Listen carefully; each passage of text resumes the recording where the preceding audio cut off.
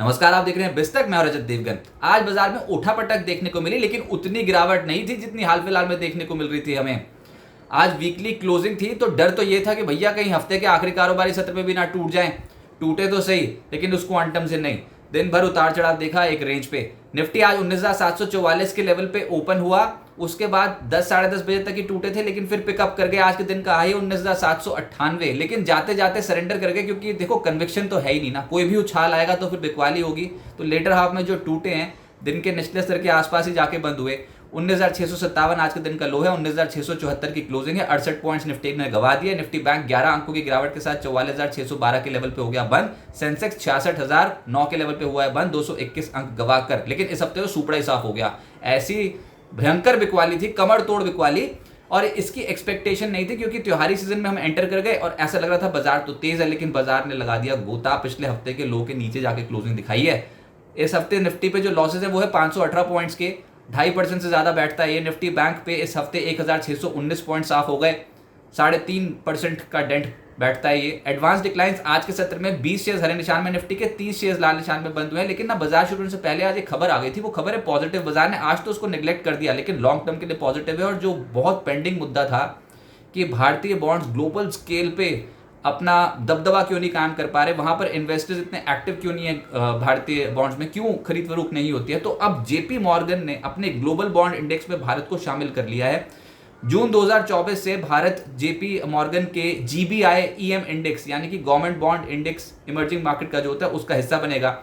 JP Morgan के जीबीआई emerging market index में भारत का वेटेज 10% होगा, और भारत में इससे होगा क्या कि 2,200 करोड़ डॉलर्स के इनफ्लो एक्सपेक्टेड है। तो सरकार की बहुत बड़ी समस्या इससे हल हो सकती है।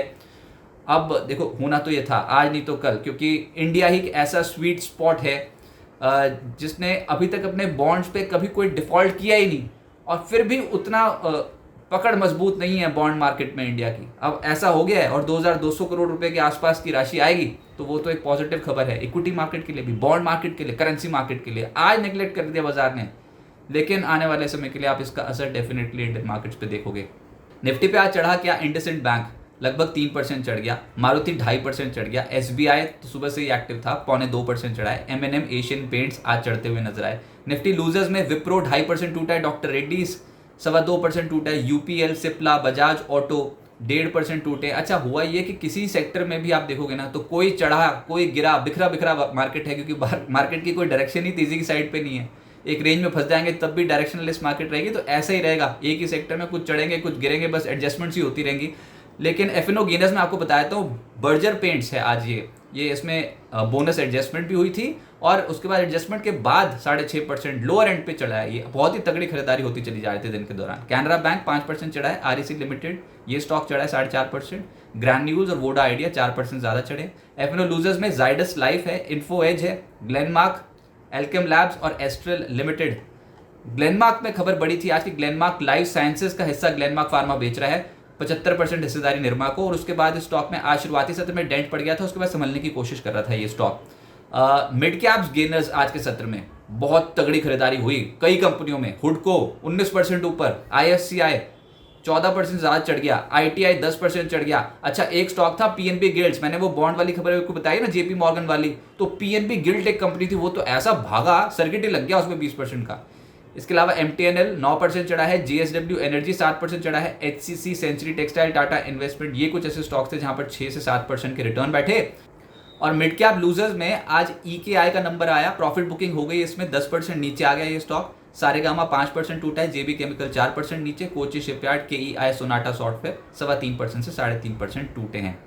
एक सेक्टर जहां पर अक्रॉस द बोर्ड खरीदारी हो रही थी और खबर वही थी बॉन्ड मार्केट वाली, लेकिन सरकारी बैंक्स भाग गए। आज फिर से सेंट्रल बैंक 9% ऊपर, यूनियन बैंक 5.25% ऊपर, कैनरा बैंक 4.5% ऊपर, bank of Maharashtra, bank of Baroda, दोनों स्टॉक्स बहुत एक्टिव थे। Indian bank, PSB, UCO bank, PNB, IOB, SBI, across the board आज के सत्र में खरीदारी होती हुई नजर आई।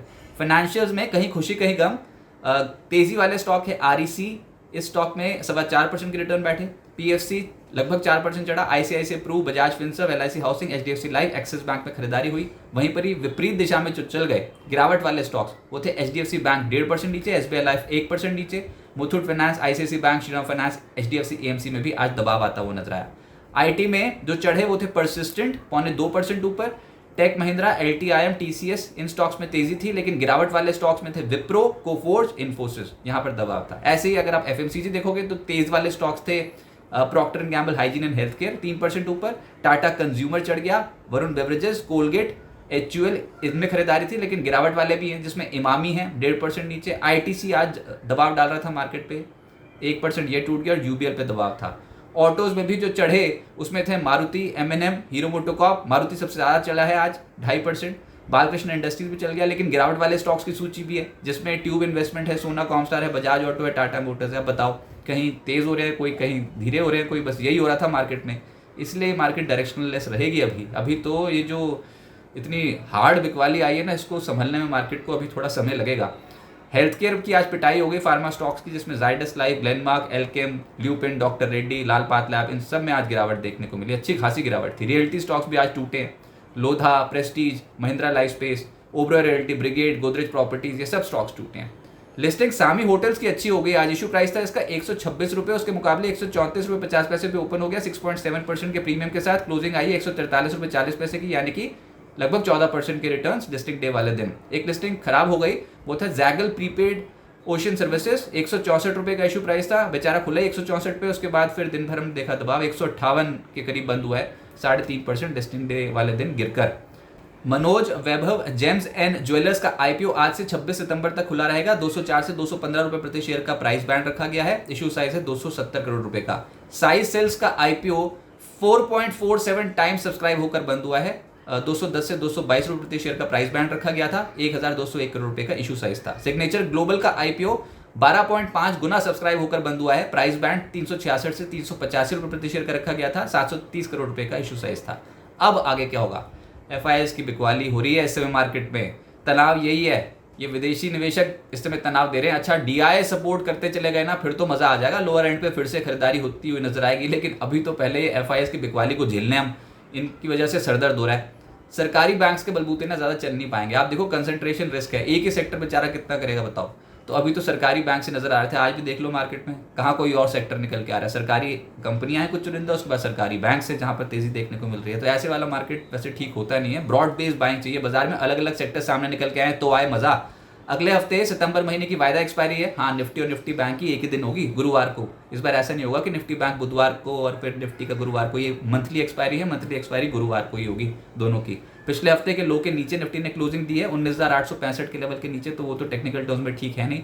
फिलहाल मंदी करने वाले एक्टिव है, तो हर उछाल में बिकवाली होगी। निफ्टी 50 दिनों की औसत के आसपास आके सपोर्ट ले सकता है, दैट इज 19,550, इसके आसपास आके सपोर्ट ले सकता है। अगले हफ्ते US और UK के Q2 GDP आंकड़े भी है जिन पे फोकस रहेगा। लेकिन एग्जैक्टली कौन से ऐसे लेवल्स हैं जिसको देखकर आप ट्रेड सेटअप कर सकते हो? इंटरनेशनल मार्केट्स की डेवलपमेंट, स्टॉक स्पेसिफिक खबरें, ब्रोकिंग हाउसेस की रिपोर्ट्स, ऑप्शन का पूरा एनालिसिस, FIS की एक्टिविटी, इंडेक्स स्पेसिफिक FIS किस तरीके से लॉन्ग या शॉर्ट पोजीशन बना रहे हैं, इसका डेटा अगर आपको ये चाहिए, यानी कि मार्केट का रोड मैप बाजार शुरू से पहले आपको मार्केट का आउटलुक पता लग जाए, तो वो मिलता है आपको बिस्तक के कम्युनिटी पेज पे, वो शेयर हो जाता है, एक्सेसिबल होता है प्रीमियम क्लाइंट्स के लिए। 3 कैटेगरी के प्लान्स बिस्तक ने लॉन्च कर रखे हैं, सिल्वर, गोल्ड और platinum, 159, 299, 599 rupees per month costing पे।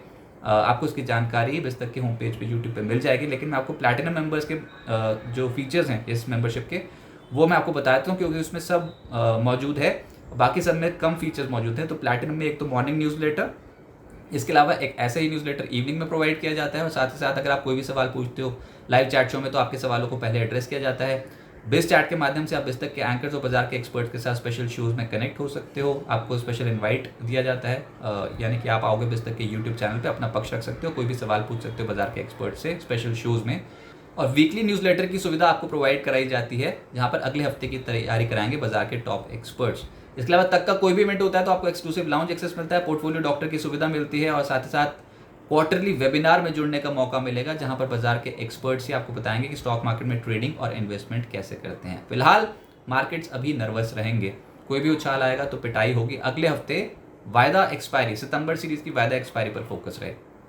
बिस्तक आपके लिए लाया है प्रीमियम मेंबरशिप प्रोग्राम, जहां आपको मिलेंगे कई सारे फायदे, जिनमें मार्केट न्यूज़लेटर, लाइव चैट पर आपके सवालों के सबसे पहले जवाब, मार्केट आउटलुक, वीकेंड पर मार्केट स्कैन, एंकर्स के साथ चैट और भी बहुत कुछ। इस प्रीमियम सब्सक्रिप्शन में 3 तरह के प्लान्स हैं, सिल्वर, गोल्ड और प्लैटिनम। जिनकी शुरुआत मात्र 159 रुपए महीने से होती है। इससे जुड़ना भी बेहद आसान है। बिस्तक के YouTube चैनल पर जाएं, ज्वाइन बटन पर क्लिक करें और अपना प्लान सिलेक्ट करें। बस बन गए आप हमारे प्रीमियम मेंबर।